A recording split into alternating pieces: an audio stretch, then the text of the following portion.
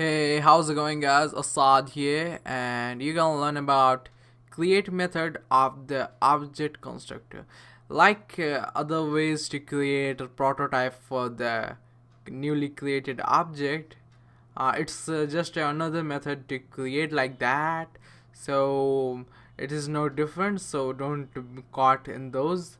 You can do whatever you want, like use the constructor method like that, or the function method. Yeah, it's totally up to you.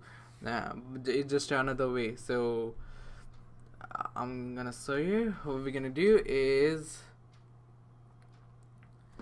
create a person with a const, and what we're gonna do is human. It must be why I so today why I so slowly. So and false. Yeah, it false. Now print introduction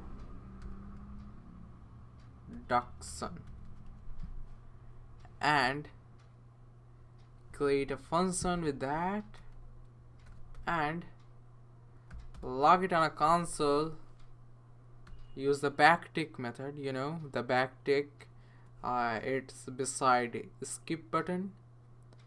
So just type my name is, and what we're gonna do is use the dolls sign and this keyword dot name.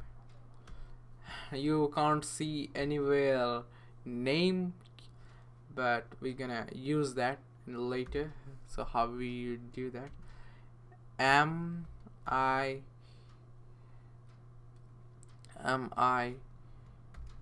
human and use the question mark, and again we will use the doll signature. This dot is human. Now what we're gonna do is use a prototype for that. Just watch carefully, it's a new way to create like that. So in the object constructor we have create method. It's a legacy kind of thing. It would be outdated, but there is still cool things you can do with it. So me dot name equals Ashad, and me dot is human equals true. When we're done with that, me use the print introduction function right here, and when we do that, my name is Asad and I'm a human, true.